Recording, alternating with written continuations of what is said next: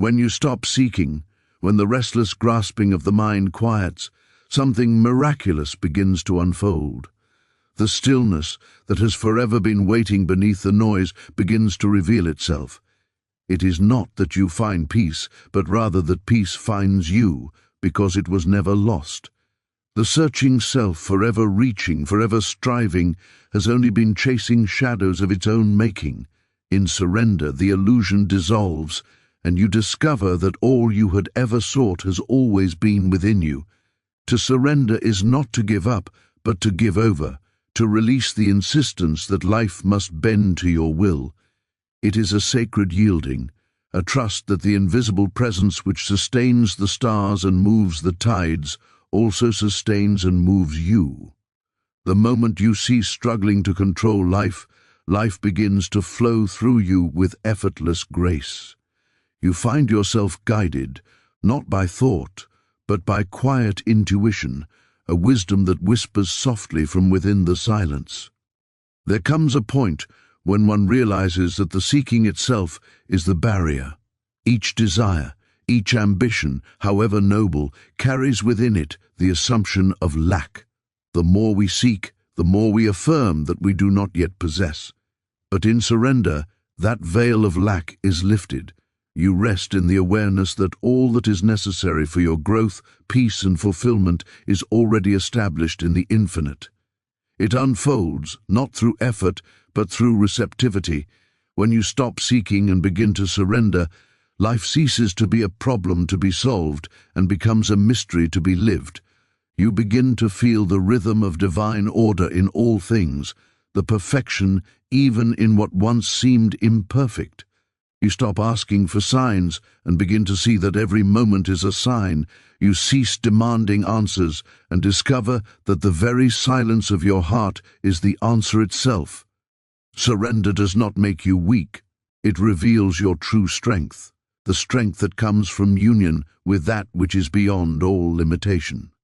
In the letting go, you awaken to what you have always been, whole, complete, and inseparable from the infinite presence of love itself.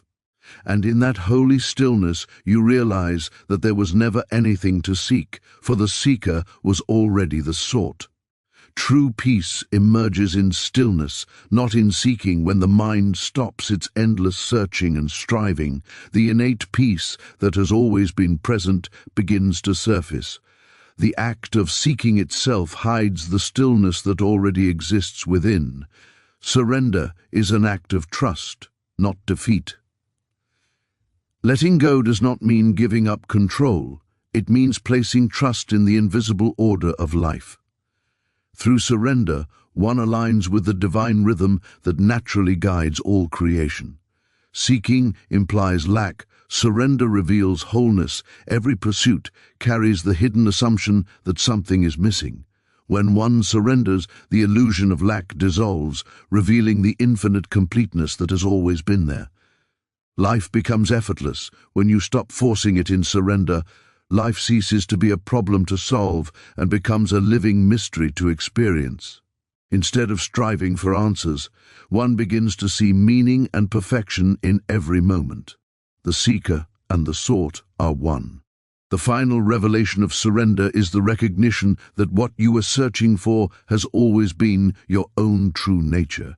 In letting go, the separation ends, and what remains is unity, love, and divine presence.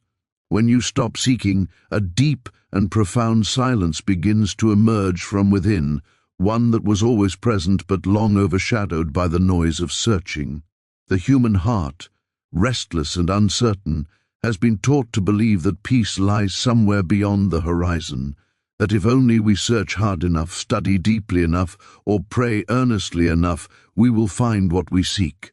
Yet, the paradox is that the very act of seeking keeps us bound to the sense of separation from the peace we long for. Seeking implies that something is missing, that we are apart from the wholeness of life. But when the searching ceases, even for a moment, an inner stillness unfolds like the dawn breaking over a quiet sea. It is then that true peace reveals itself, not as something to be found, but as what we already are. In the stillness beyond seeking, we begin to perceive that the peace of the soul has never been absent. It is not created by conditions, nor can it be destroyed by them.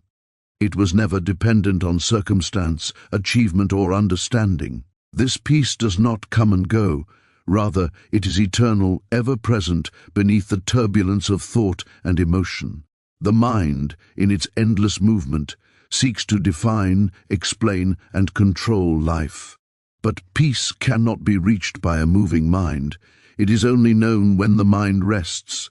It is as if the ocean, forever stirred by waves, suddenly remembers its own depth. Beneath the surface movement, the still depths have always been untouched.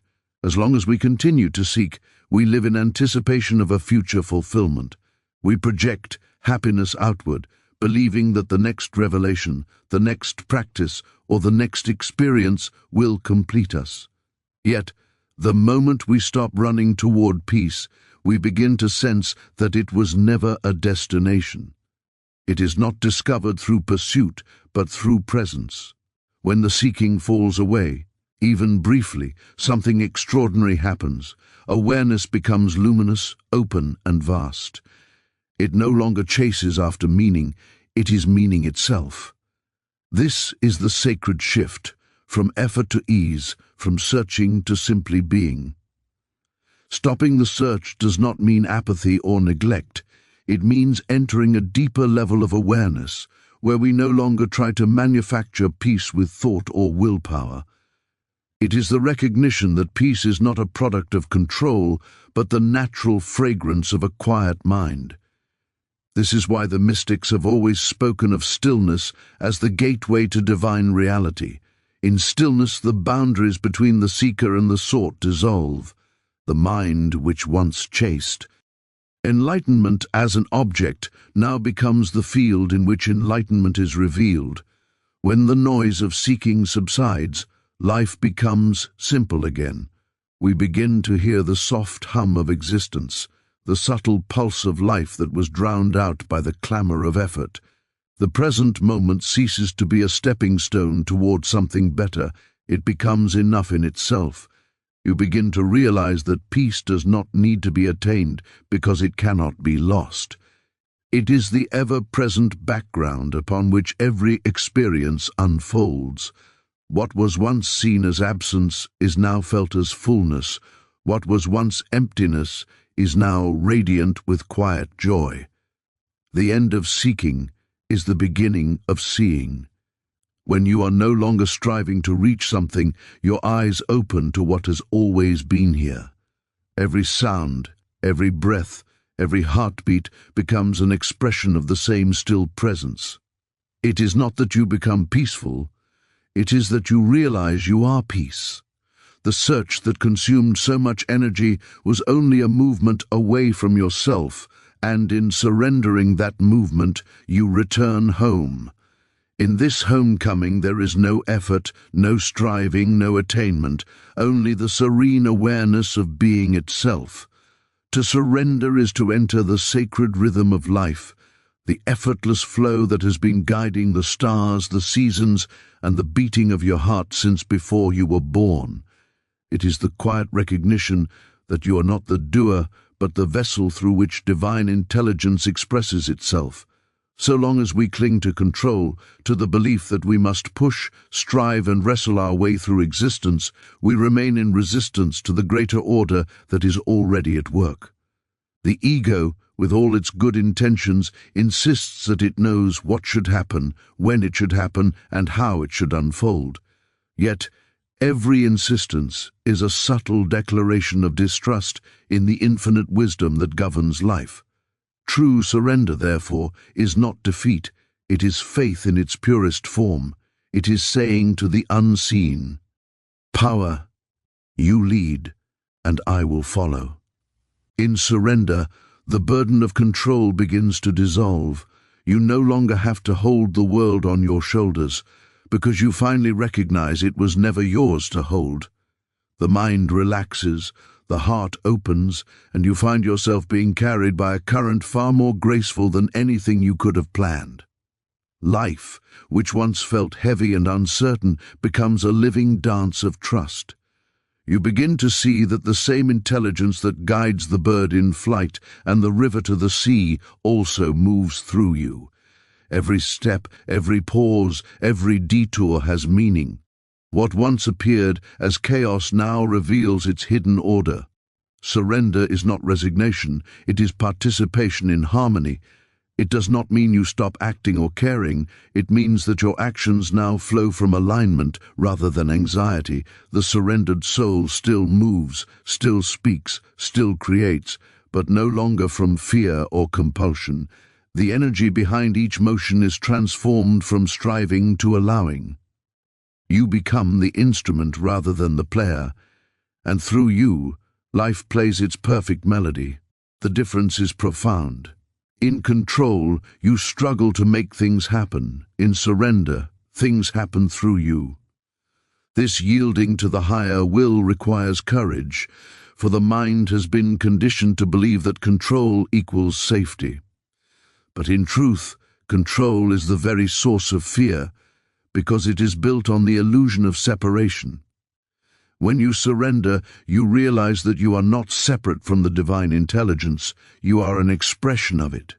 The safety you sought through control is found instead in unity, in resting in the knowledge that the universe is not against you but within you. The moment you trust this unseen order, you step out of resistance and into flow. Doors open, burdens lift, and peace begins to settle like a soft mist over the landscape of your being.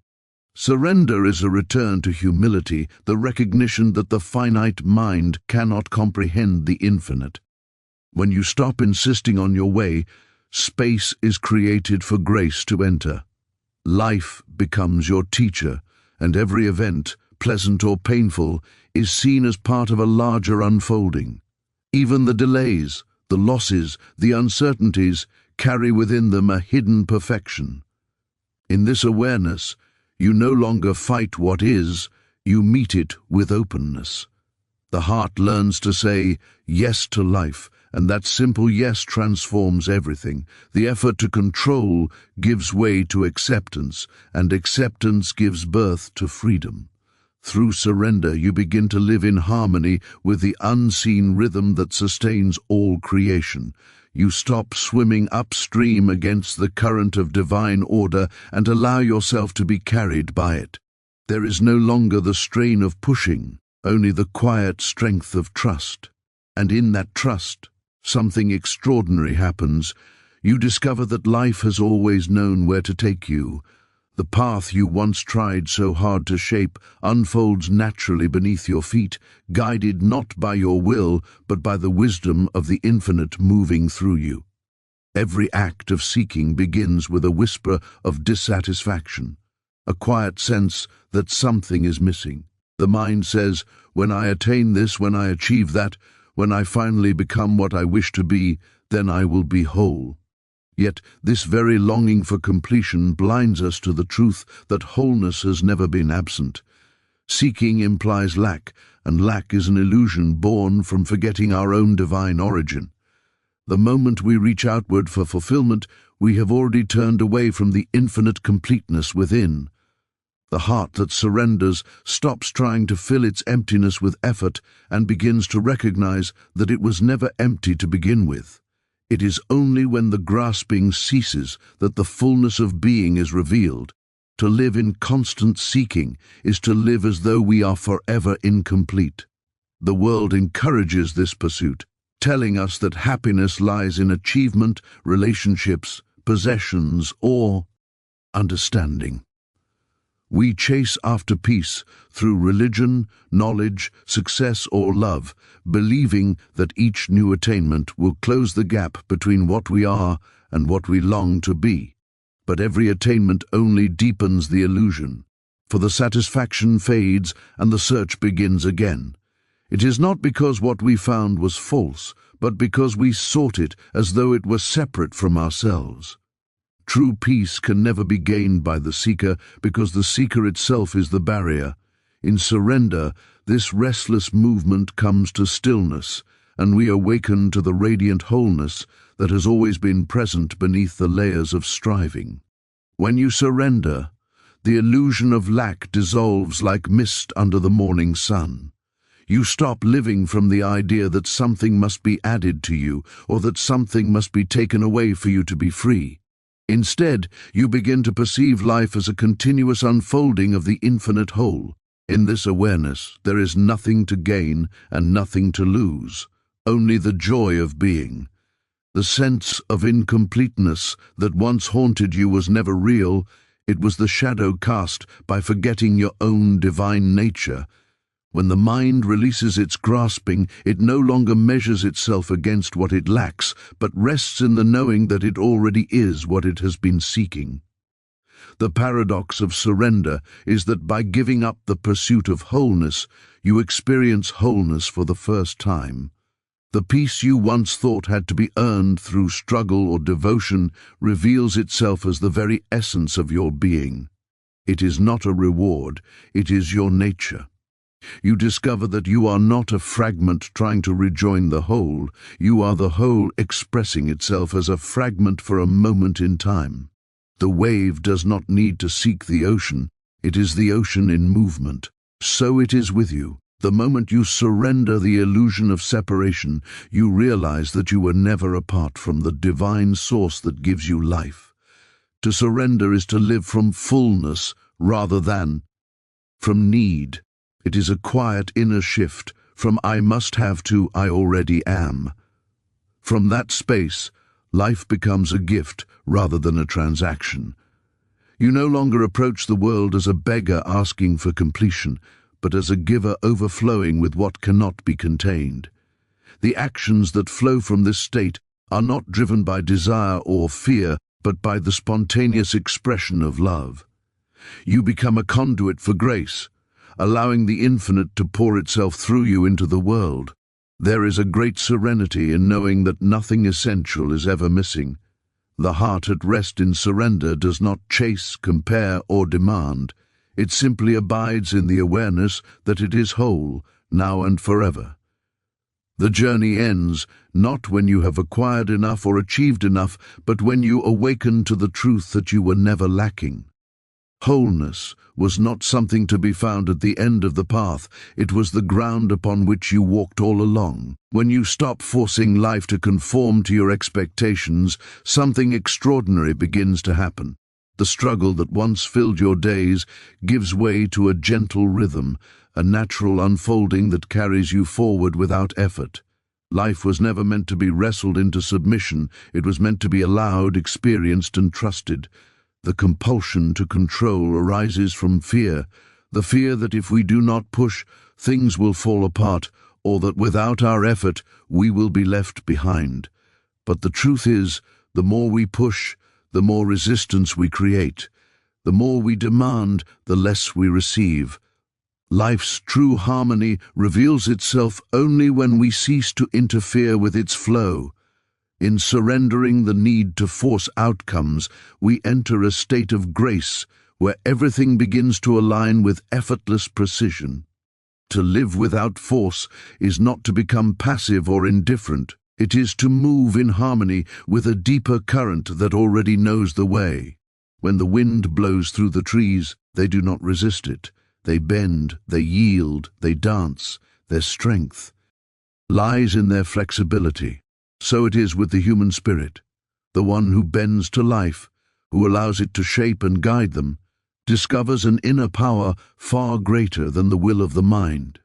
The surrendered life is not a life without motion. It is a life of effortless motion, where actions arise naturally from inner stillness rather than anxiety. You find yourself doing what needs to be done, but without the strain of doing. There is movement, but not tension, purpose, but not pressure. When you stop forcing, you begin to see that much of what you once tried to control never needed your control at all. The world does not need your constant management. It thrives through an intelligence beyond your understanding. Flowers bloom without your effort, hearts beat without your command, the sun rises without your permission. This same intelligence governs your own life. When you stop interfering, its wisdom begins to express itself through you. Ideas come without struggle, solutions arise without calculation, and events begin to unfold in ways that seem almost miraculous. You realize that it was never your will that made things happen, but your alignment with the higher order of life. The one who forces lives in constant tension because they live in opposition to what is. They resist the flow of reality, demanding that it move according to their timing. But life cannot be bullied, it unfolds in its own perfect rhythm. When you surrender to that rhythm, peace replaces struggle. You start to notice that delays are not denials but moments of divine timing, and obstacles are not punishments but invitations to trust. What once appeared as chaos reveals itself as choreography. Every step, even the uncertain ones, becomes part of a greater dance. Effortless living does not mean abandoning responsibility, it means releasing attachment to results. You still work, create and care, but you no longer measure your worth by the outcome. You understand that your task is not to control life, but to cooperate with it.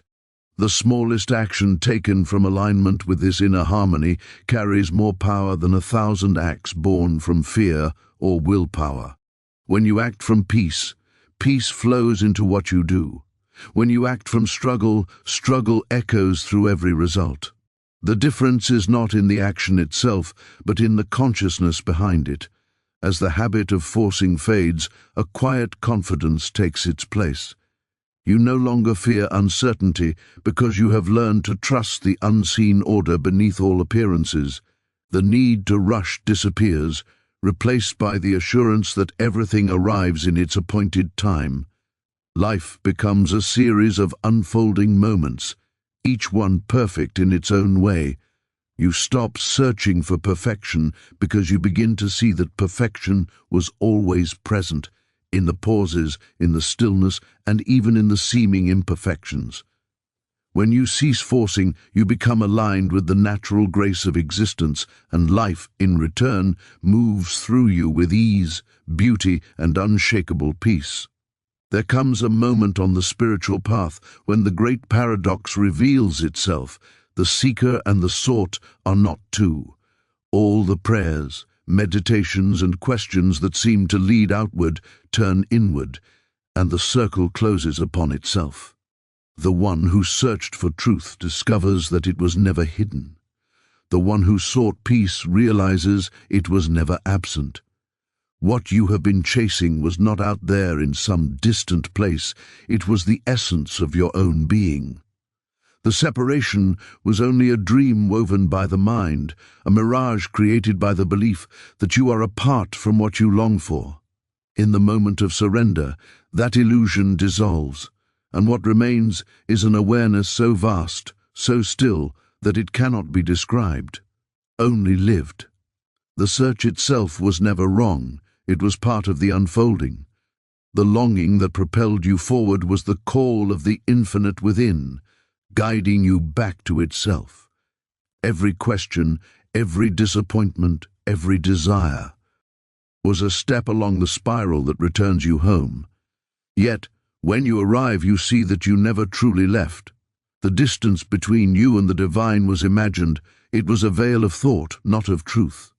The ocean was always the water in the wave, the flame was always the fire in the spark. The seeker's journey ends not in finding something new, but in recognizing what has always been. When this realization dawns, life takes on a new radiance. The endless striving softens, and the heart rests in a quiet knowing. You no longer look to the future for fulfillment, because fulfillment is already here. You no longer try to reach the divine, because you feel its pulse in every breath. Every experience, from the simplest gesture to the grandest vision, becomes a reflection of the same divine presence. The boundary between sacred and ordinary dissolves. Washing a dish, watching the wind move through the trees, or speaking to a friend, each act becomes an expression of the infinite living as you. The mind, which once sought to understand and possess truth, now bows in humility before its mystery. Words fall short, doctrines lose their hold, and only silence seems sufficient. This silence is not emptiness, it is fullness beyond measure. In it, the eye that was searching dissolves into the vastness of being. What remains is awareness itself, pure, whole, and eternal. It is the realization that there was never a separate self to begin with, only the one consciousness appearing in countless forms. The wave no longer needs to declare itself separate from the ocean, it knows its identity through its source. This recognition does not remove you from the world, it transforms your relationship with it. You continue to live, to work, to love, but now from a place of unity rather than division. You see yourself in others and others in yourself. Compassion arises naturally, for there is no longer me and them. When another suffers, it is your own heart that feels it. When another rejoices, it is your own joy that expands. Every encounter becomes a meeting with the same divine essence wearing a different face. The search for God, peace, or truth ends because it becomes clear that nothing exists apart from it. When the seeker disappears, what remains is simplicity. You live without effort, without struggle, without the need to define or prove. Life flows through you as effortlessly as breath, as naturally as the tide meets the shore. The divine no longer seems distant, for you have discovered that it was never elsewhere. The eternal was not to be reached, it was to be remembered. The journey, it turns out, was a circle. The path that led outward was the same one leading back within.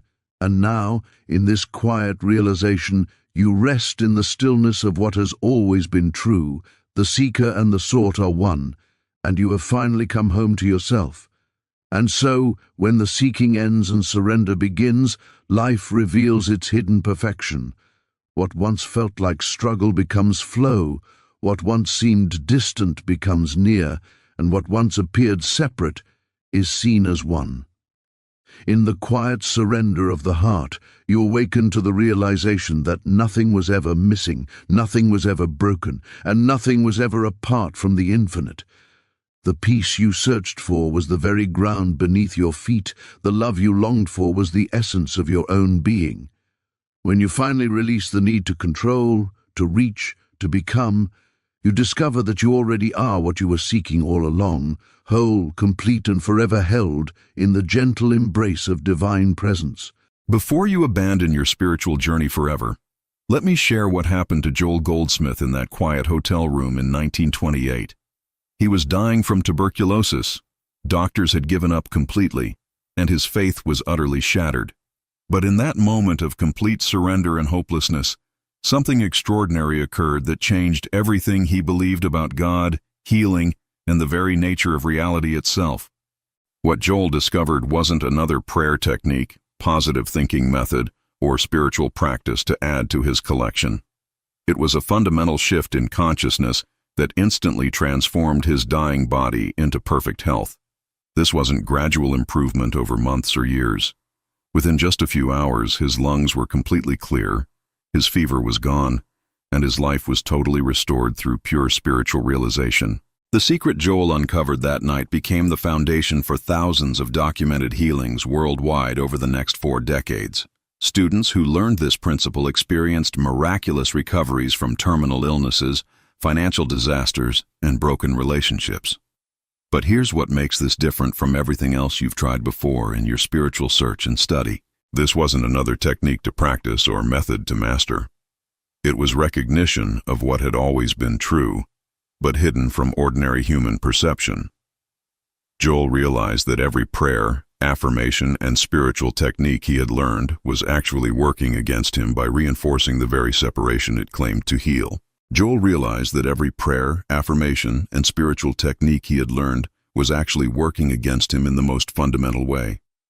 He discovered that trying to change conditions through spiritual effort was the very thing blocking his healing and keeping him trapped in limitation. The moment he stopped trying to fix anything and simply recognized a profound truth about his real identity, instantaneous transformation occurred. This revelation completely shattered conventional spiritual thinking that had dominated religious practice for centuries.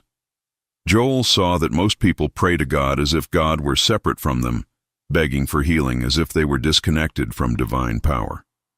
But in that hotel room, he experienced the shocking truth that the very consciousness reading these words right now is the presence and power of God itself. The problem isn't that God won't heal you or provide for you or answer your prayers. The problem is believing you're separate from God in the first place, which makes every prayer an exercise in reinforcing the very illusion that blocks demonstration. Joel's breakthrough came when he stopped trying to reach God and realized God as his own true being and essence. This shift in identity, not in circumstances, became the key to effortless manifestation and healing that would transform thousands of lives. Joel discovered that changing what you think you are automatically changes what you experience, because consciousness and its expression are one indivisible reality that cannot be separated. Joel spent the next 40 years proving this principle in the most challenging situations imaginable across every continent. Students brought him cases doctors called hopeless, financial situations that seemed completely impossible, and relationship problems that appeared beyond any possibility of repair. Yet through this one realization, breakthrough after breakthrough occurred with stunning consistency and mathematical precision. A woman with advanced cancer was told she had only days to live and should prepare for death immediately. Through Joel's teaching, she recognized her true spiritual identity beyond the physical body and experienced complete healing within just a few weeks. A businessman facing total bankruptcy applied this principle and watched his company transform into unprecedented success beyond his wildest dreams. These weren't isolated incidents or lucky coincidences, but natural results of understanding your real nature as spiritual being. The key Joel discovered is that problems exist only in the belief that you're a separate person struggling against circumstances. When you recognize yourself as divine consciousness appearing as human experience, problems dissolve because the one who seemed to have them never actually existed. This isn't philosophy or metaphysical theory, but practical mysticism with measurable results that can be verified. Joel documented case after case where this recognition produced immediate and lasting transformation in every area of human experience, proving that consciousness aligned with truth automatically demonstrates harmony. Here's the exact realization Joel experienced that night that changed everything about his understanding of spirituality. I am not a human being trying to become spiritual through effort and practice. I am spiritual being expressing as human experience right now. This shift from seeking God to recognizing yourself as God's expression changes everything instantly and permanently without exception. You stop trying to get something from God and start expressing as God's own presence and power in the world. Joel called this recognition dying daily to the personal sense of self. Every time you catch yourself believing you're separate from infinite supply, perfect health, or divine love, you simply return to the truth of your spiritual identity as God's very own consciousness and expression. The miracle isn't that circumstances change, though they often do dramatically and immediately. The miracle is that you discover the one experiencing circumstances has always been the very presence of God, never actually separate, never actually lacking, never actually in danger or threatened by any condition. This understanding becomes your permanent foundation for effortless living. Joel taught that this recognition must become as automatic as breathing, as natural as seeing, as continuous as consciousness itself. The moment you truly understand what you are, every area of your life begins reflecting that understanding through harmonious demonstration that requires no effort or struggle to maintain consistently. Let me share what happened to Margaret, one of Joel's early students who had been bedridden for 3 years with a degenerative muscle condition. Doctors offered absolutely no hope for recovery, and she had tried every spiritual method available without any success whatsoever. When Joel taught her this principle, she initially resisted because it seemed too simple to be true compared to the complex healing techniques she had been practicing. Margaret's breakthrough came during a quiet morning when she stopped trying to heal her body and simply rested in the truth of her spiritual identity beyond physical form. She wasn't Margaret with a diseased body asking God for healing. She was God's own consciousness expressing perfectly, and the body was simply a reflection of that perfect spiritual reality that had never been sick or limited. Within 6 months, Margaret was not only walking perfectly, but teaching this principle to others with remarkable success. Her recovery wasn't gradual improvement over time, but a fundamental shift in her understanding of what she actually was. The body responded to this change in consciousness because matter always reflects the level of spiritual understanding we demonstrate consistently. Margaret later said that the hardest part wasn't learning the principle, but accepting that she had always been perfect spiritual being. The illness existed only in false human belief, not in her true identity as God's consciousness. Once she stopped believing in separation from perfection, perfection naturally expressed as her experience. Robert, a successful lawyer, lost everything in a market crash and faced complete financial ruin that seemed absolutely hopeless. He came to Joel's classes desperate for a miracle, but encountered something that initially frustrated him tremendously. Instead of techniques for attracting money or manifesting wealth, Joel taught him to recognize his true identity as the very source and substance of all supply and expression. Robert's transformation began when he stopped seeing himself as a person lacking money and started recognizing himself as infinite abundance appearing in human form. This wasn't positive thinking or mental manipulation, but spiritual realization based on the actual truth of being. He began making decisions from abundance consciousness rather than fear of loss or scarcity thinking. Within 18 months, Robert had not only recovered all his losses but built greater wealth than he had ever experienced before. More importantly, he never again experienced financial anxiety because he understood his true relationship to supply. He discovered that consciousness of abundance creates abundant experience, not the other way around as most people believe. Robert became one of Joel's most successful students, demonstrating that spiritual understanding translates directly into practical results in every area of human experience. He learned that when you know yourself as the source of supply rather than someone seeking supply, demonstration becomes as natural as breathing. Sarah's marriage was ending after 20 years, and she blamed her husband's betrayal for completely destroying her happiness and sense of self-worth. Through Joel's teaching, she discovered something shocking about the nature of relationships and love that revolutionized her entire understanding. She learned that trying to get love from another person was keeping her from experiencing the infinite love that was her very essence. Sarah's healing came when she stopped seeing herself as a person lacking love and started recognizing herself as love itself in expression through individual being. This wasn't about fixing her marriage or changing her husband, but about discovering the source of fulfillment that had always been present as her true nature. She began relating from wholeness rather than need or emotional dependency. Remarkably, as Sarah's consciousness of love expanded and deepened, her husband experienced his own spontaneous transformation without any effort on her part.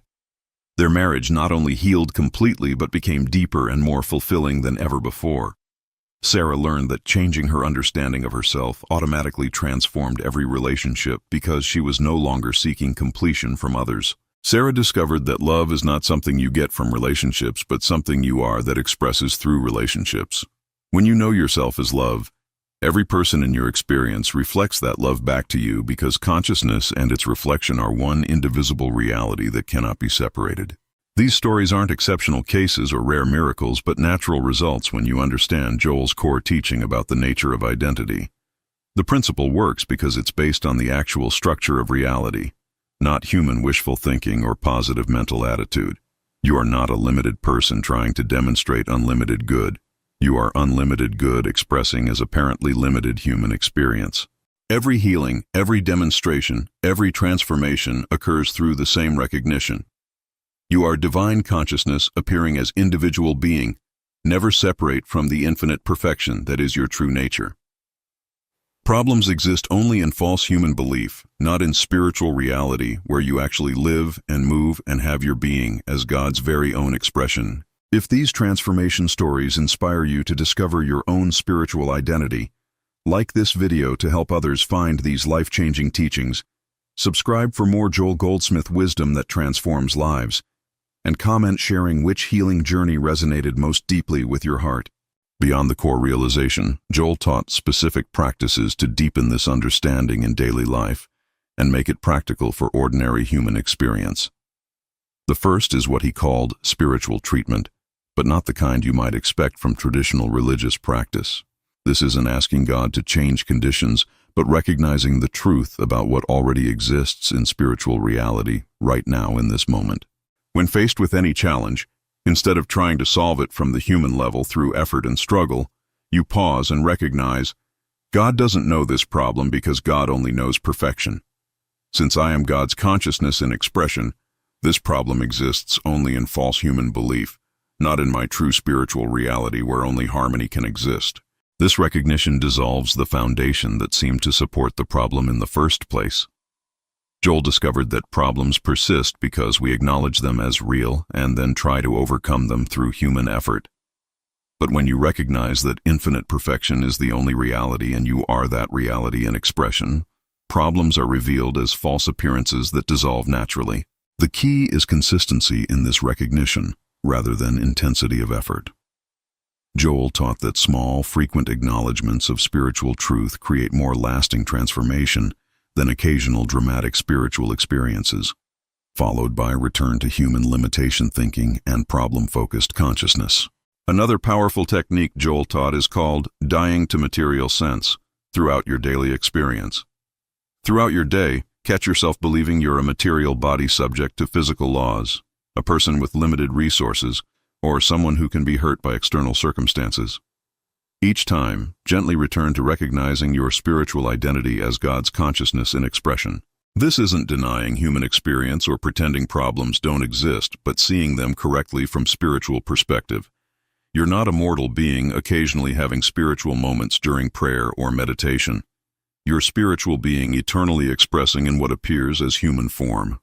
Your body, circumstances, and relationships are all reflection of this spiritual reality, not separate from it. Joel emphasized that this recognition must become as natural as breathing, as automatic as your heartbeat. Every thought that assumes separation from God, every fear that imagines lack or limitation, every worry that pictures yourself as vulnerable becomes an opportunity to remember and return to the truth of your divine nature expressing perfectly right now.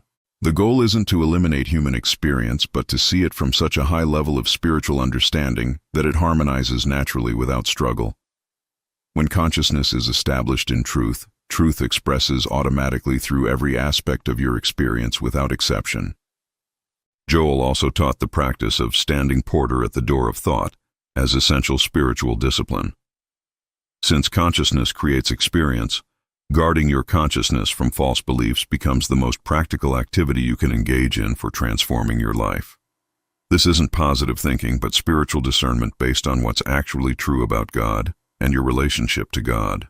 When thoughts of lack arise, you don't fight them or try to replace them, but recognize, God's supply is infinite, and I am that supply in expression. When thoughts of illness appear, you acknowledge, God's perfection is my true body. When thoughts of separation or conflict emerge, you remember, God's love is my very being, expressing as all beings. This isn't mental manipulation or auto-suggestion, but alignment with spiritual reality that already exists. You're not trying to convince yourself of something false, but remembering what's eternally true. Joel discovered that consciousness aligned with truth automatically expresses as harmonious experience, because matter always reflects the spiritual understanding we maintain consistently. The porter work becomes easier with practice as you develop the ability to recognize false thoughts immediately and return to truth without struggle. Eventually, this spiritual discernment becomes so natural that false beliefs have no power to disturb your peace or influence your demonstrations. The most advanced practice Joel taught is living from the secret place of the Most High continuously.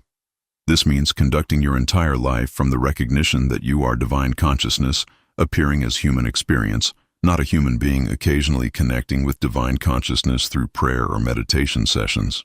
From this perspective, every decision comes from infinite wisdom, because you recognize yourself as that wisdom in expression. Every action flows from perfect love, because you know yourself as that love appearing as individual being. Every challenge becomes an opportunity to demonstrate the truth of your spiritual identity, rather than evidence of separation from God. Joel lived this way for 40 years after his healing, and students worldwide learned to do the same with remarkable consistency. This isn't a philosophy to believe or a theory to study, but a reality to experience. The moment you truly recognize yourself as God's own consciousness and expression, your entire life becomes demonstration of that truth through effortless manifestation. This level of living requires complete surrender of the personal sense of self that believes it must figure out solutions and create harmony through human effort. You become a transparency through which divine perfection expresses, rather than a person trying to achieve spiritual demonstration through practice. Many students initially struggle with Joel's teaching because it seems to contradict everything they've learned about the spiritual path from traditional religious instruction. They've been taught to improve themselves, to overcome ego, to become worthy of God's love through good behavior and spiritual practice. But Joel's revelation points to something that dissolves all spiritual effort. You already are what you're seeking to become. The challenge isn't becoming spiritual, but recognizing the spirituality that's already your essential nature beyond all human concepts. The difficulty isn't reaching God, but acknowledging God as your very being. The problem isn't that you're separate from perfection, but that you believe in separation despite never actually experiencing it at any moment of your existence. Students often ask, if I'm already perfect spiritual being, why do I experience problems and limitations? Joel's answer was profound and revolutionary. The one experiencing problems is an illusion of thought, not your true identity. Your real being never experiences lack, illness, or separation, because your real being is wholeness, health, and unity, expressing perfectly always. This understanding eliminates the spiritual seeking that keeps you focused on what you believe you lack, rather than recognizing what you already are. The spiritual path transforms from effort to recognition, from becoming to being, from seeking God to expressing as God's consciousness in the world. Another common obstacle is fear of taking responsibility for being God's expression in human form. Students worry, if I'm divine consciousness, does that mean I created my problems and am responsible for my suffering? Joel taught that this question comes from still believing you're a person who became spiritual, rather than recognizing yourself as spiritual being appearing as person. The truth is that problems exist only in false human belief, not in your actual spiritual identity as God's consciousness. You didn't create them from your true being, and you don't need to solve them through human effort. You need only to stop believing in them by returning to the recognition of what you actually are, God's own perfect consciousness expressing as individual being. This shift eliminates guilt, fear, and the burden of trying to heal or improve yourself through spiritual practice. You discover that healing happens naturally when you stop believing there's anything that needs healing. Demonstration occurs effortlessly when you stop trying to demonstrate and simply be what you already are. Infinite perfection in expression. Joel emphasized that spiritual work isn't about changing yourself, but about recognizing what you've always been beneath all human concepts and beliefs. The moment you truly accept your divine nature, every area of your life begins reflecting that acceptance through harmonious experience. The most persistent challenge students face is what Joel called the activity of the carnal mind, or human reasoning. This is the constant mental commentary that insists you're a limited person facing real problems in a material world governed by physical laws. This voice seems so convincing because it's been your primary identity for so long that it feels completely natural and true. Joel taught that you don't fight this voice or try to overcome it through spiritual effort, but simply stop giving it authority over your experience. Every time it presents evidence of separation, lack, or limitation, you gently return to recognizing your true spiritual identity. This isn't a battle between good and evil, but a choice of which voice you're going to identify with and express from. The carnal mind gradually becomes quieter as you consistently choose to live from spiritual recognition rather than human belief and material reasoning. Eventually, it becomes just background noise that has no power to disturb your peace or influence your demonstrations. You discover the unshakable foundation of consciousness that is your actual identity beneath all mental activity. Joel warned that the carnal mind will present very convincing arguments for why spiritual truth can't be true in your particular situation. The key is learning to recognize these arguments as coming from false identity rather than spiritual wisdom, and choosing truth regardless of how convincing the material evidence appears. Students often wonder how long this transformation takes and when they can expect to see results in their experience. Joel's answer was always the same. It takes as long as it takes you to truly accept what you already are. Some experience instant breakthroughs like Joel did in that hotel room. Others require months or years of consistent practice. But every student who persists eventually experiences undeniable proof of their spiritual identity. The key is consistency rather than intensity in spiritual practice. Joel emphasized daily recognition of your true nature over dramatic spiritual experiences or peak moments. Small, consistent acknowledgments of your divine identity create more lasting transformation than occasional intense spiritual practices, followed by return to human limitation thinking. Joel taught that spiritual progress isn't measured by how often you have mystical experiences, but by how consistently you live from the recognition of your divine nature. The goal is to make spiritual consciousness your normal state, rather than something you access occasionally through prayer or meditation. If these challenge-breaking techniques speak directly to your heart and inspire transformation, like this video to support others finding these teachings, subscribe for advanced spiritual practices that change lives, and comment sharing which obstacle you're ready to transform now. Advanced students learn to live from what Joel called the fourth dimension of life, or pure spiritual consciousness. This is existence from the standpoint where matter, time, and space are recognized as mental constructs rather than governing realities. From this dimension, instantaneous healing and manifestation become natural rather than miraculous because you're operating from the level where these things originate. Joel demonstrated this repeatedly throughout his teaching career with thousands of witnesses. Students witnessed him dissolve storms through recognition of spiritual harmony, heal incurable diseases through acknowledgement of perfect spiritual embodiment, and transform desperate situations through understanding of divine order expressing in human experience without any human intervention or effort. This isn't power over matter, but recognition that matter is consciousness appearing in form, and form has no existence apart from the consciousness that appears as form.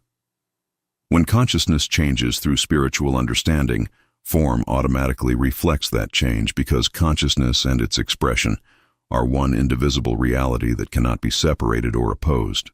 Living from the fourth dimension means seeing through material appearances to spiritual reality in every situation. You recognize that what appears as problem is actually opportunity for spiritual demonstration. What appears as limitation is actually invitation to recognize infinite possibility. Living from the fourth dimension means making decisions based on spiritual reality rather than material appearances or human reasoning. Joel taught students to ask in every situation, what would infinite wisdom do? What would perfect love express? How would divine order appear in this circumstance? Then trust that wisdom, love, and order to express through their consciousness without trying to figure out details. This requires releasing the belief that you must figure out solutions through human reasoning and mental effort. Instead, you rest in the recognition that divine intelligence is your very mind, and perfect solutions emerge naturally from that intelligence without mental strain or worry about outcomes. You become a transparency for divine wisdom rather than a person trying to be wise. Students discovered that this approach produces far better results than human planning, while eliminating the stress and anxiety that comes from believing you're personally responsible for creating harmony in your experience. You learn to let divine intelligence think through you rather than trying to think your way to spiritual demonstration. Joel emphasized that this isn't passivity but active cooperation with divine intelligence that knows exactly what needs to happen in every situation. Your role is to maintain spiritual consciousness and trust infinite wisdom to express perfect solutions through that consciousness. Joel's most advanced students learn to see every person and situation from the fourth dimension perspective, rather than human judgment. Instead of relating to others as material beings with human problems and limitations, they recognized everyone as divine consciousness appearing in individual form, regardless of external appearances or behavior patterns that suggested otherwise.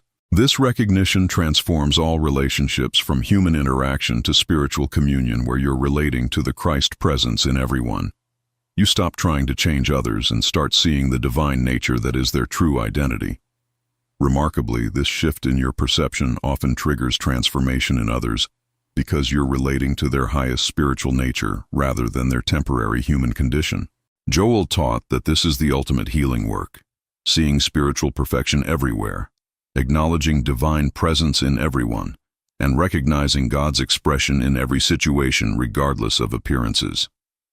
This isn't denial of human experience, but perception from such a high level of consciousness that human experience harmonizes naturally without effort. When you consistently see others from their spiritual identity rather than their human behavior, you become a healing presence that draws out their highest nature. This is how Jesus healed and how every spiritual master throughout history demonstrated transformation in others. The pinnacle of Joel's teaching is what he called living in the Word, or existing in such constant recognition of spiritual truth that your consciousness automatically demonstrates harmony without conscious effort. Your very presence becomes a healing influence wherever you go, because you're established in the recognition of universal perfection, expressing everywhere. Students who achieve this level don't practice spiritual principles. They embody spiritual reality as their natural state of being. They don't treat problems. They recognize the absence of problems in true spiritual existence. They don't manifest good. They express the infinite good that is their essential nature continuously and effortlessly through every thought, word, and action. Joel lived this way for the last decades of his life, and thousands of students experienced healing simply by being in his presence or reading his words. He demonstrated that when consciousness is established in spiritual truth, that truth expresses automatically through every aspect of human experience without exception. This level of spiritual living becomes possible when you completely surrender the personal sense of self that believes it must do something to create harmony. You become so transparent to divine consciousness that it flows through you naturally, blessing everyone and everything in your experience. As you approach mastery of Joel's teaching, you discover something profound about the nature of spiritual work that revolutionizes your entire approach. You realize that you've never actually been a human being learning to become spiritual through effort and practice. You've always been a spiritual being learning to express that spirituality clearly through human experience, without interference from false beliefs. This recognition eliminates the sense of spiritual seeking, because you understand that what you were seeking has always been your essential nature. There's nowhere to go, nothing to achieve, and no one to become. There's only the ongoing recognition and expression of what you eternally are, God's own perfect consciousness appearing as individual being. The spiritual path transforms from effort to recognition, from becoming to being, from seeking God to expressing as God's consciousness in the world. Every day becomes an opportunity to demonstrate more clearly the divine perfection that is your true identity, rather than an attempt to overcome human limitation through spiritual practice. Joel taught that the ultimate spiritual realization is discovering that you are the very thing you've been seeking. God isn't something outside yourself that you must reach or attain. God is your very own consciousness, and spiritual demonstration is simply letting that divine consciousness express naturally without human interference. Joel's ultimate message was that Christ consciousness isn't something that comes to you occasionally during peak spiritual experiences, but something that you are permanently as your true identity. The consciousness reading these words right now is the same consciousness that Jesus demonstrated, that Buddha expressed, that every spiritual master throughout history recognized as their true identity. The only difference between you and the great spiritual teachers is the degree to which you recognize and express this truth consistently in daily life. They weren't special beings with unique divine connection or mystical powers. They were human beings who recognized their divine nature and lived from that recognition regardless of external circumstances or challenges. This understanding democratizes spirituality completely and eliminates spiritual hierarchy or specialness. You don't need special initiation, years of training, or exceptional spiritual gifts. You need only the willingness to recognize what you already are and to live from that recognition with increasing consistency and clarity every day.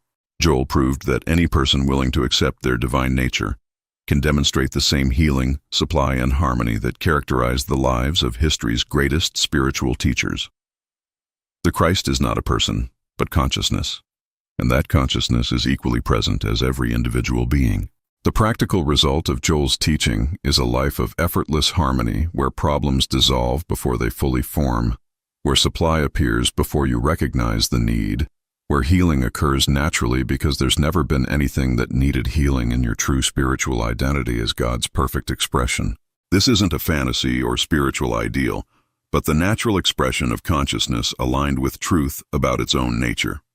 When you know yourself as divine consciousness appearing as human experience, that consciousness automatically expresses as perfect health, abundant supply, harmonious relationships, and joyful living, because these are its natural qualities that cannot be suppressed or limited. Students worldwide continue to demonstrate this truth more than 40 years after Joel's passing, proving that his teaching points to eternal spiritual principles rather than personal charisma or temporary methods. The truth he discovered is available to every consciousness willing to recognize and accept its divine nature. Joel's legacy isn't a new religion or spiritual system, but the rediscovery of what every human being actually is beneath all concepts and beliefs about limitation. His teaching removes everything that seems to stand between you and direct experience of your divine nature. Before you give up on spirituality forever, remember Joel's profound realization in that hotel room that changed everything. You are not seeking God because you are not separate from God.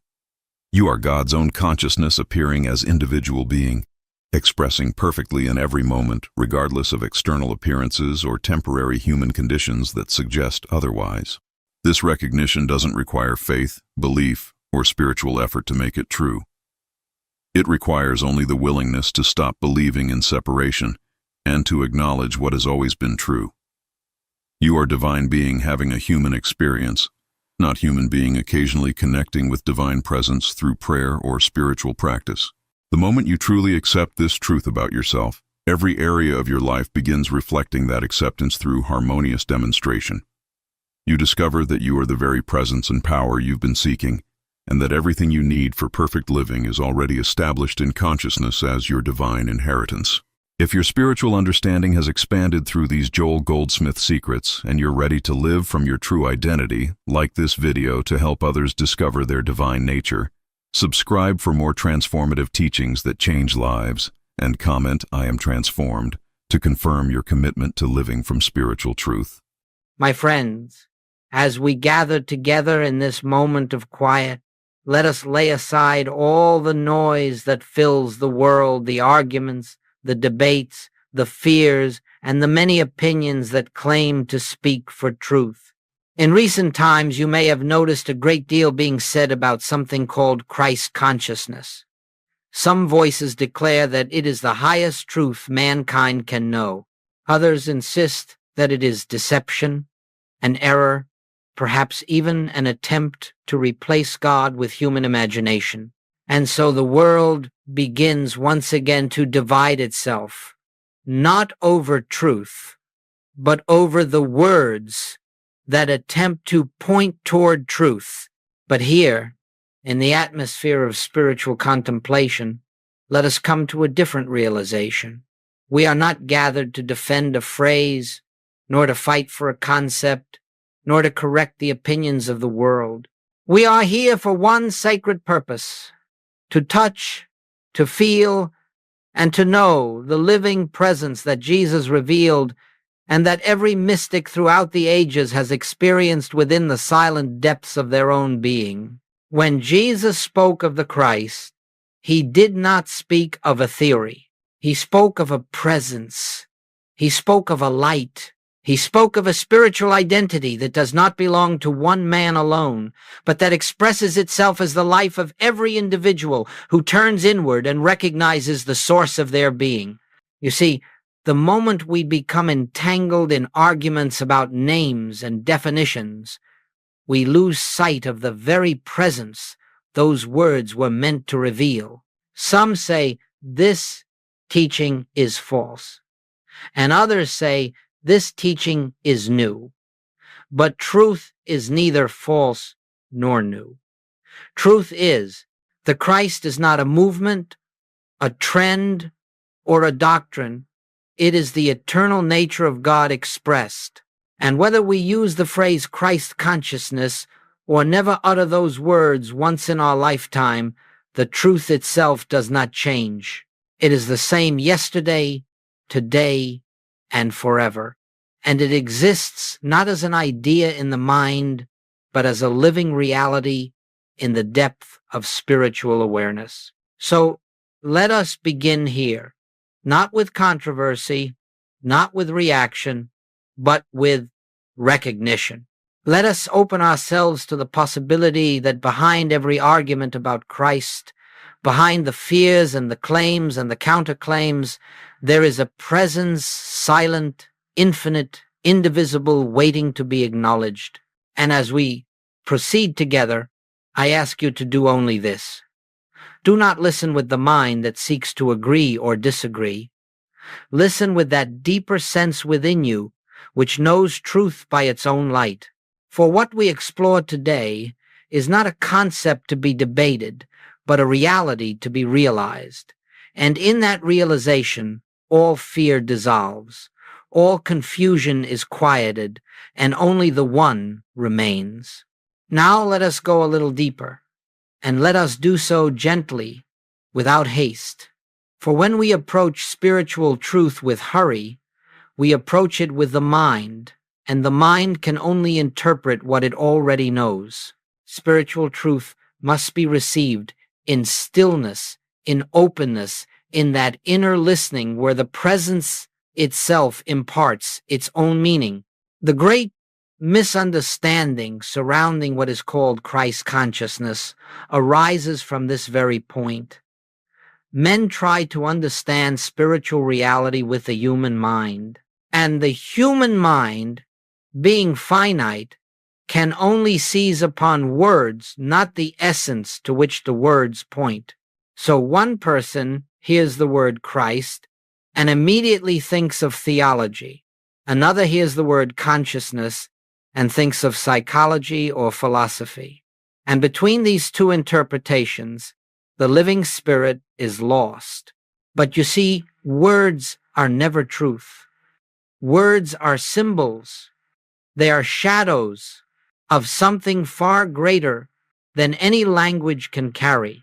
And the moment we bind ourselves to a word, the moment we say, this is what the Christ means, or this is what consciousness means, we have replaced revelation with definition.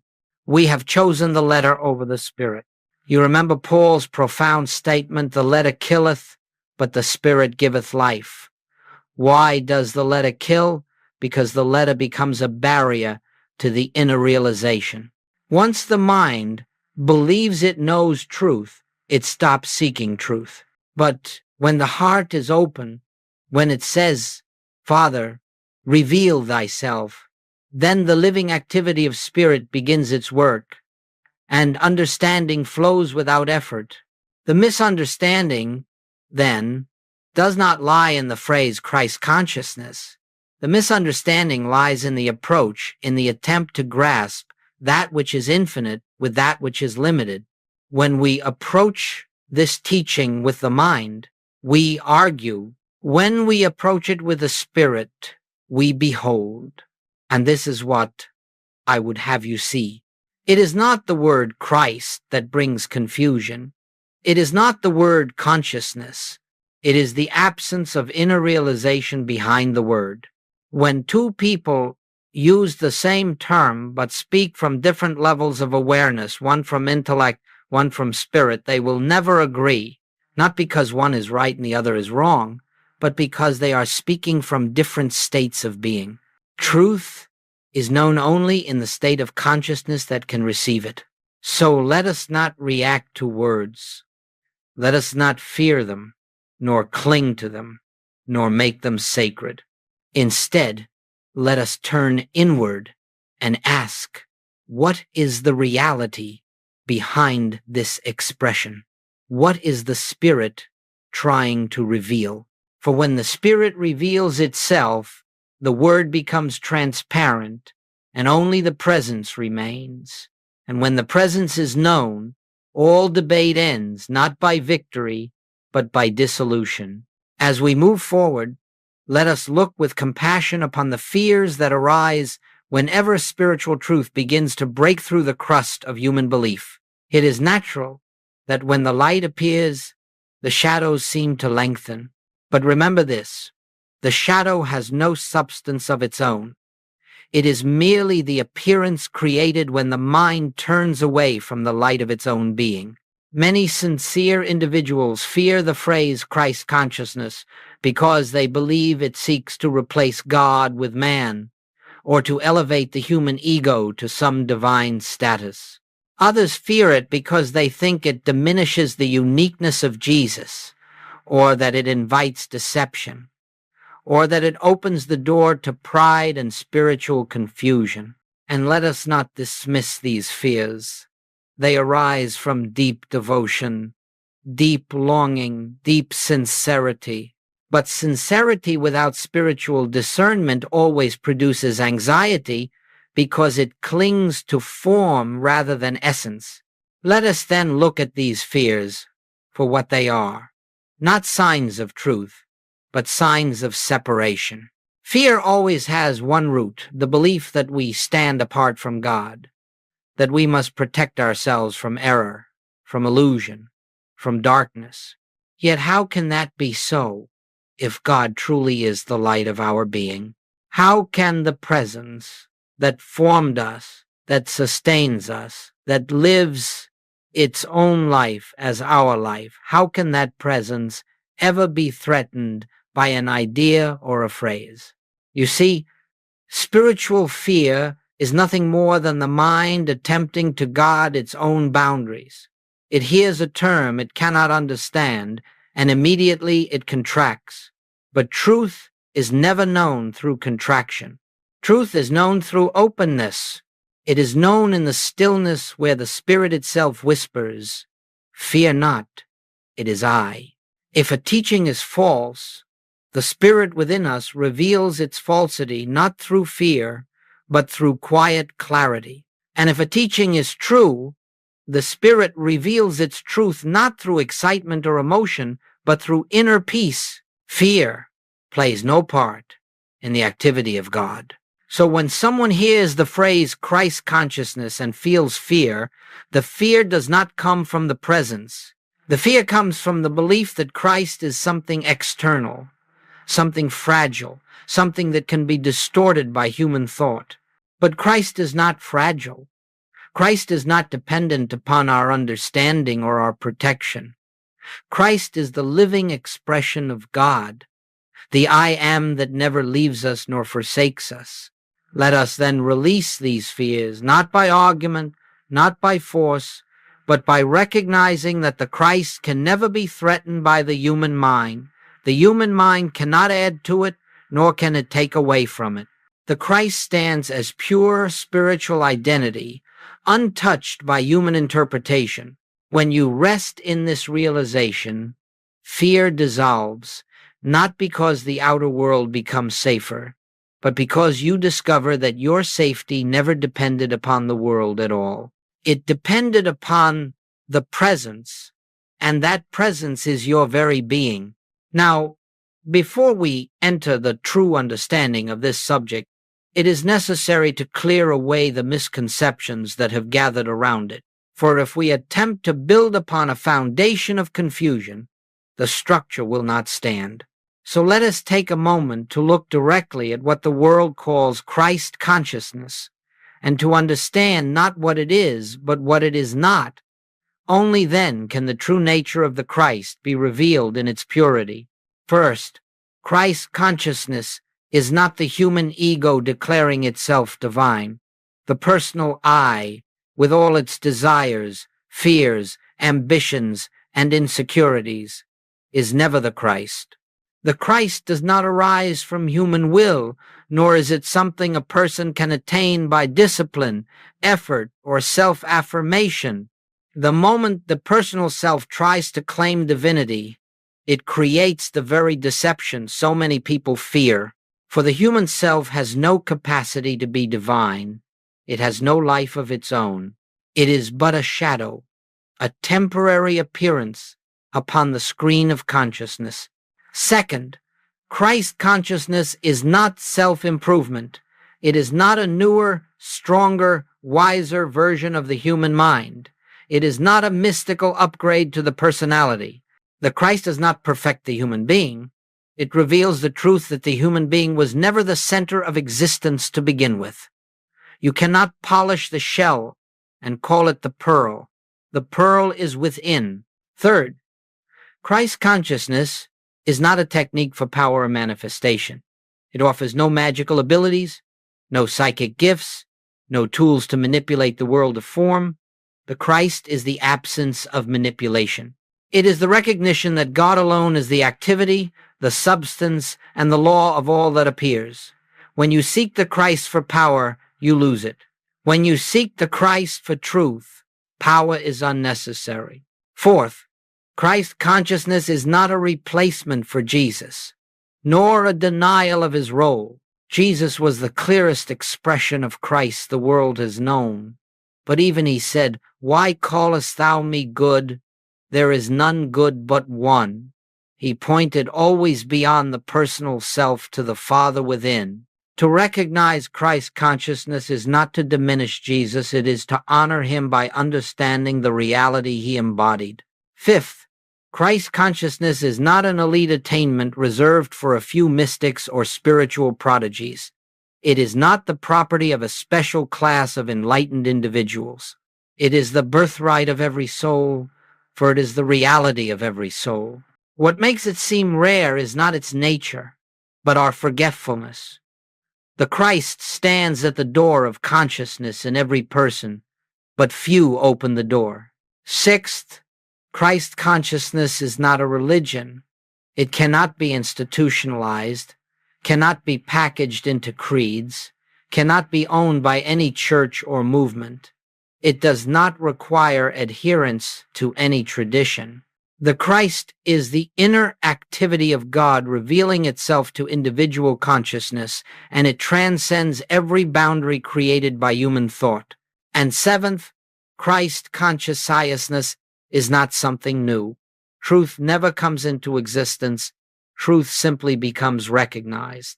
The Christ existed before Abraham was, before any scripture was written, before any doctrine was formed. It is the eternal presence that has always been and that forever will be.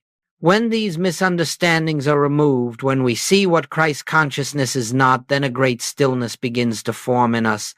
The mind ceases grasping, the emotions cease reacting, and into that stillness, the true revelation of the Christ can enter. For now, let us simply rest in this clarity. The Christ is not an achievement, not a belief, not a human claim. It is the nature of God expressing as your very self. And now, having cleared the ground of misunderstanding, we can begin to approach the truth, not the truth as theory, nor the truth as belief, but the truth as direct revelation. For Christ is not something that can be explained adequately with words. It can only be known in the moment it reveals itself within your consciousness. But words may point the way, and so we use them gently, reverently, knowing they are only the finger pointing toward the moon, not the moon itself. What, then, did we mean when we used the word Christ? And what did Jesus mean when he spoke of the Christ? And what did every mystic throughout the ages feel when they touched that inner light that dissolves the barriers of fear and separation? Joel Goldsmith taught that the Christ is the spiritual identity of every individual, the divine essence that stands behind the appearance of personhood. It is not the body you see in the mirror. It is not the personality that changes with circumstance and mood. It is not your memories, your temperament, your beliefs, your talents, or your struggles. These are but garments worn for a moment in time. Christ is the I am that existed before any of these garments appeared. When Moses heard the voice say, "I am that I am," it was not a personal being speaking from a bush. It was the Christ announcing itself, the eternal presence, declaring its own nature. When Jesus said, "I am the light of the world," he was not speaking of the man Jesus. He was speaking of the Christ appearing as Jesus. And when he said, "I am the way, the truth, and the life," he was not excluding mankind. He was revealing what mankind truly is beneath the veil of personal identity. For the Christ is not a person, the Christ is a presence. The Christ is not limited to one time or place. The Christ is eternal. The Christ is not an exclusive possession. The Christ is universal. The Christ is the activity of God made visible as individual being. Goldsmith would often say that Christ is God individualized, not God divided, not God fragmented, not God parceled out, but God expressing itself as infinite forms of one life, one being, one consciousness. When you look upon a person, any person, regardless of appearance, you are beholding a form in which the Christ abides, whether recognized or not. When you look upon yourself, what you call me is only the surface. Beneath that surface, closer than breathing, nearer than hands and feet, shines the same Christ. This is why the Christ cannot be owned by any religion. It cannot be confined to a creed or a temple. It cannot be imprisoned in dogma or tradition. The Christ is the light that lighteth every man that cometh into the world. And if it lighteth every man, then it also lights you. Not one day, not after long purification, not as a reward for righteousness, now, in this moment, as your own being. But the mind does not recognize it. The senses do not perceive it. The personal eye does not understand it. Only the spirit within you knows its own nature. And when the personal self grows quiet enough to let that inner knowing rise, then you begin to feel something, a quiet joy, a gentle peace, an unexplainable certainty, not about doctrine, not about belief, but about being itself. This is the Christ, not a doctrine, not a controversy, not a movement, not an achievement, a living presence, the true I of every individual. And when this dawns upon you, you will find that you no longer ask, what is Christ consciousness? Nor do you fear the term, for you will know, without words, that the Christ is the light within you, the life that animates you, the presence that lives you. And once that is seen, the world cannot take it from you. And now, let us look closely at the cause of all confusion, all distortion, all spiritual struggle. For every misunderstanding that arises around the word Christ, and every argument that forms around the idea of consciousness, can be traced to one simple error. The personal sense of self attempts to grasp what belongs only to spiritual awareness. The personal self, this I that we have believed ourselves to be, is a bundle of past experiences, memories, beliefs, desires, fears, and opinions. It is not evil, nor is it to be condemned, but it is limited, it is finite, and because it is limited, it cannot receive the infinite. It cannot understand the presence that transcends all boundaries. It cannot hold within itself the truth that has no shape, no form, no beginning, and no end. And yet this personal sense tries. It hears the word Christ and attempts to define it through the intellect. It hears the word consciousness and attempts to analyze it. It tries to capture the infinite with the net of finite understanding, and in doing so, it becomes frustrated, afraid, or proud. This is the source of every spiritual misstep. The human mind tries to be the instrument of divine revelation, but the human mind is not that instrument. It was never designed to be. It can memorize scripture, it can repeat doctrine, it can argue theology, it can organize religion, but it cannot receive spiritual truth. It cannot behold God. Only the Spirit within you can behold the Spirit that is God.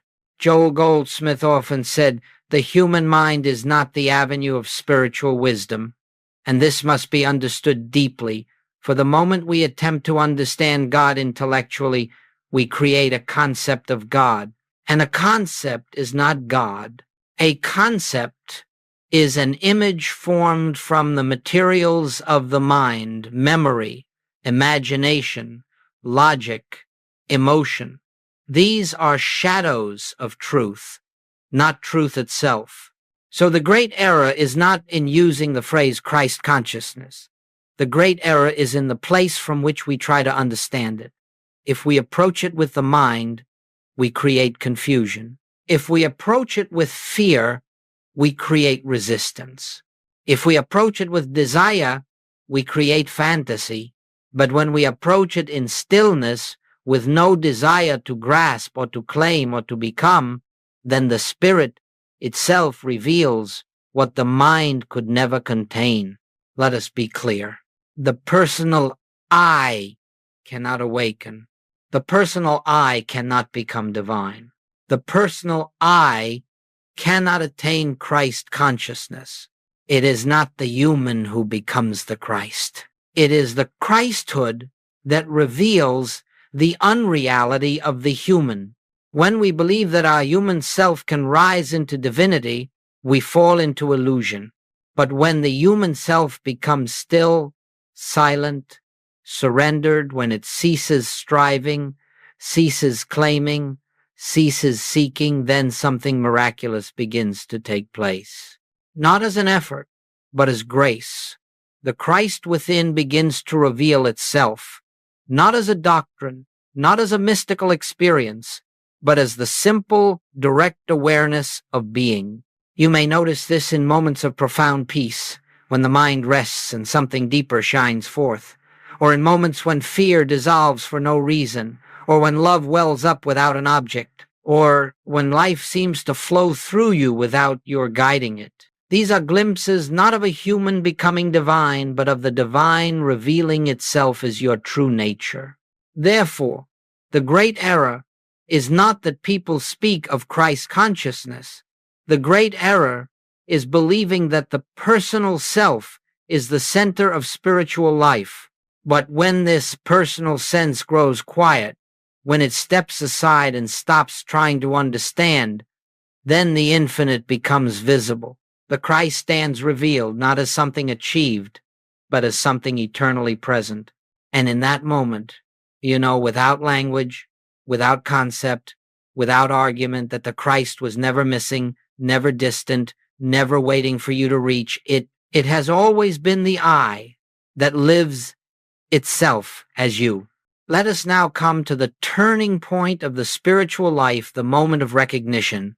For all the teachings, all the scriptures, all the meditation in the world are but preparation for this one simple shift.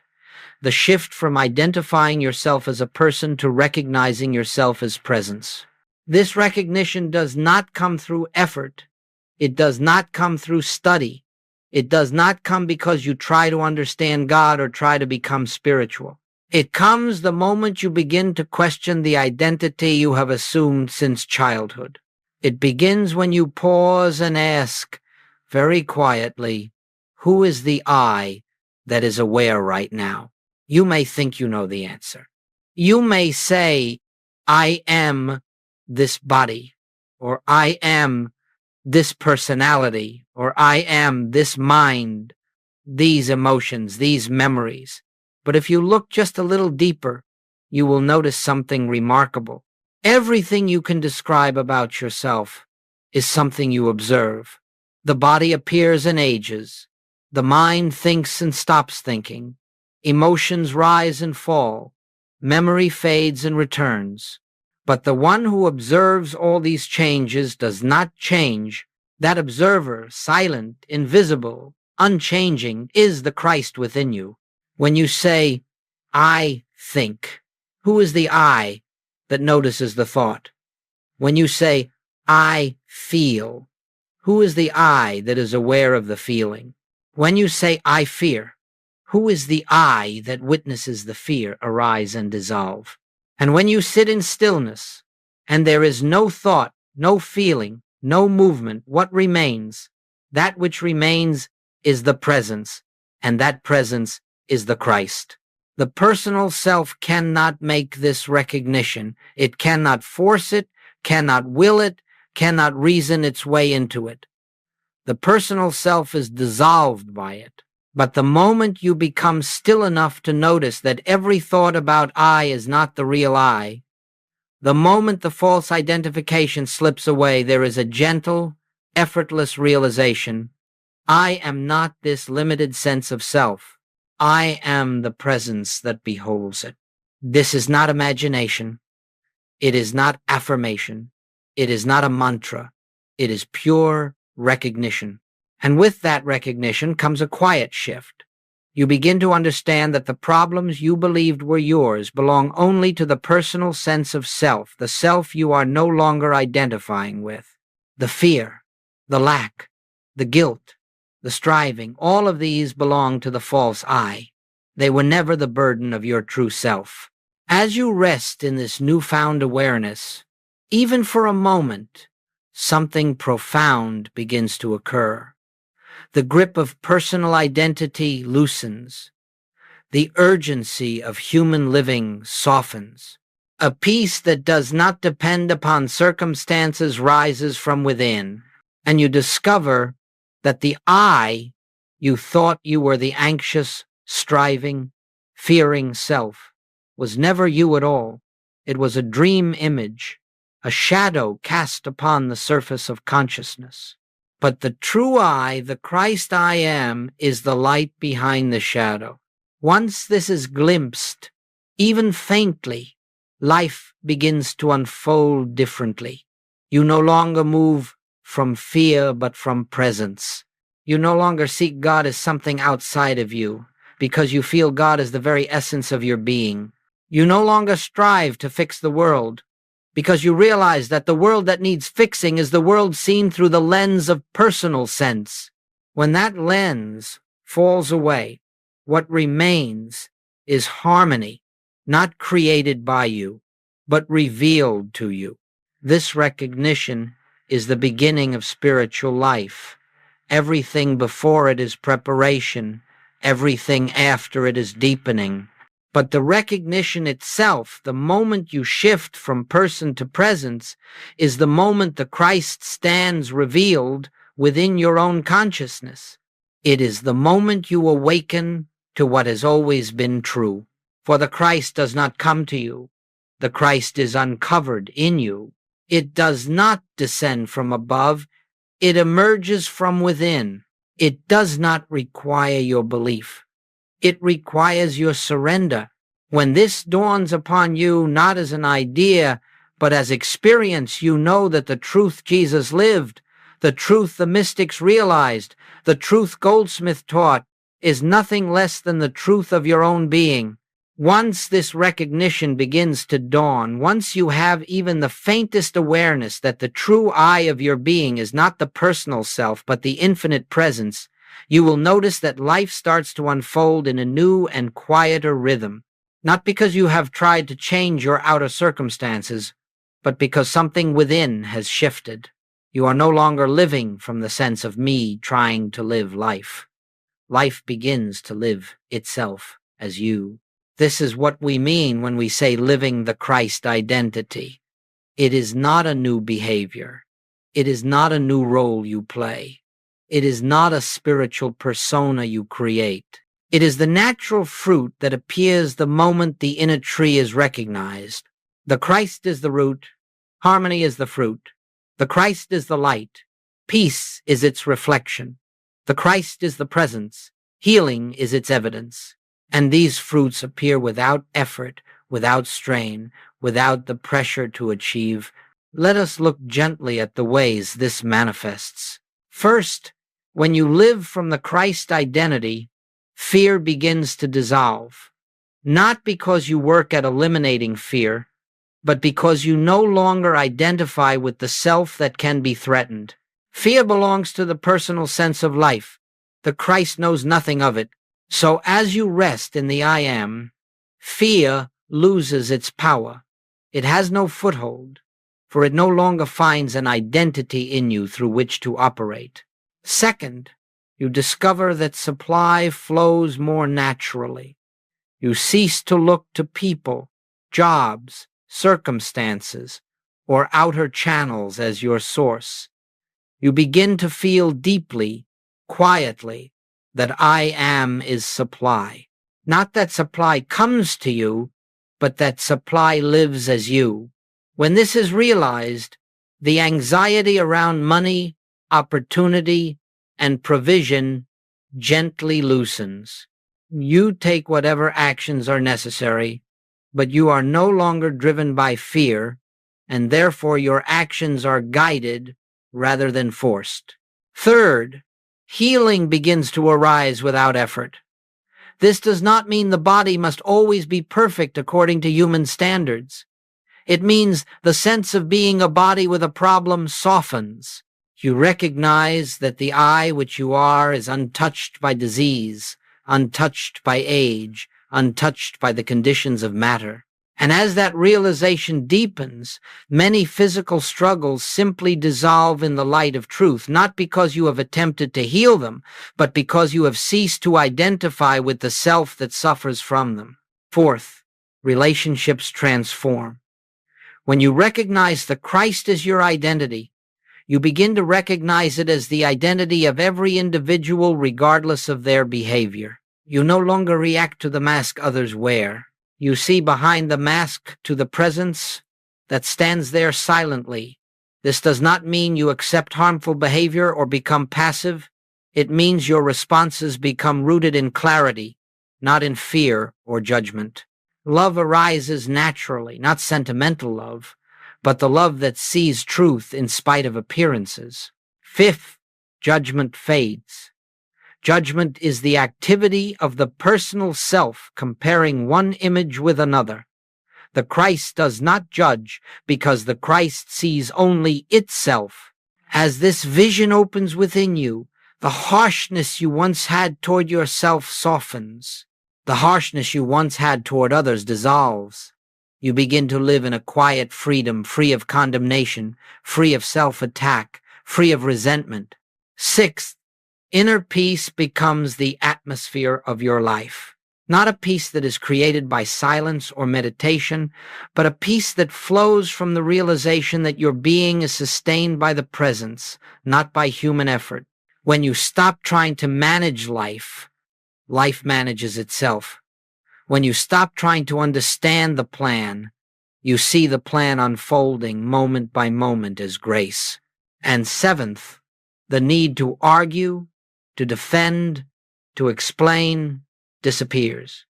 For when the Christ is recognized, truth becomes self-evident. You no longer feel compelled to convince anyone. You no longer feel threatened by differing views. You live in a sense of inner freedom, knowing that truth is not something that needs your protection. Truth protects itself by its very nature. This, then, is living from the Christ identity, not a new behavior or a new belief, but the quiet unfolding of life as it is meant to be lived. The Christ within you is not waiting for you to become spiritual. It is waiting for you to become still, that it may reveal itself. No human being can live the Christ life, but the Christ can live its life as you the moment you cease striving and begin resting in the truth of your being.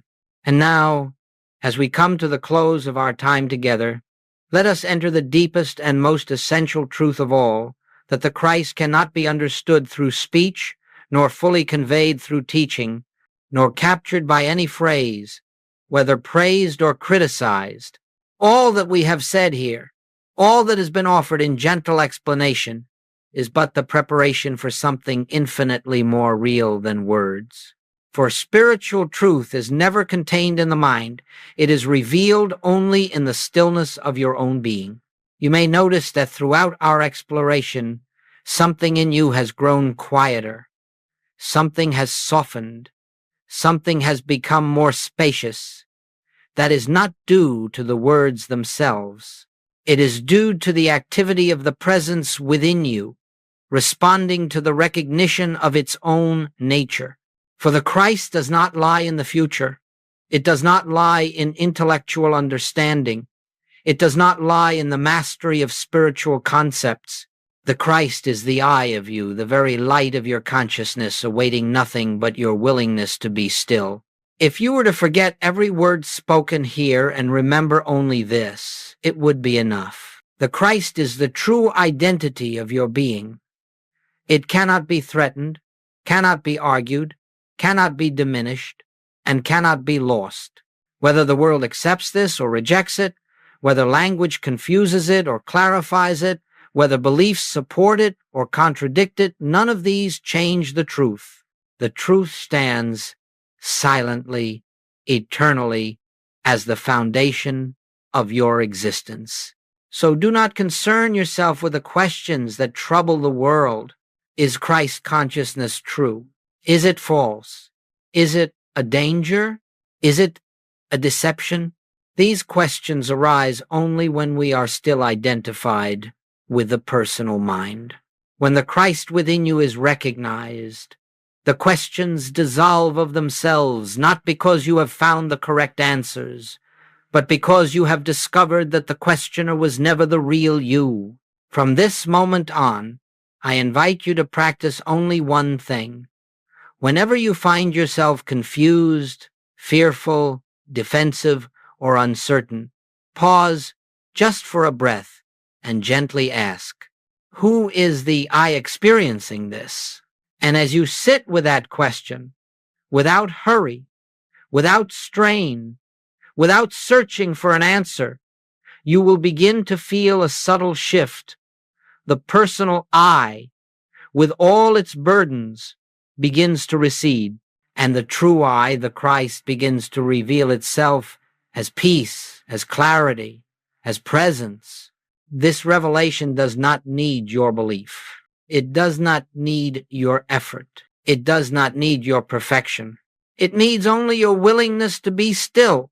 So we leave this teaching not with more knowledge, but with a deeper silence, not with certainty of words, but with certainty of presence. Not with an idea of Christ, but with the living Christ shining quietly as your very self. Let us rest, then, in that which is eternal. Let us rest in the I am that was before all thought. Let us rest in the presence that needs no defense and offers no argument. And as we rest, let us allow the Christ to reveal itself in its own way, in its own time, as your own being. And in that revelation, all doubts end, all fears dissolve, and only the one remains.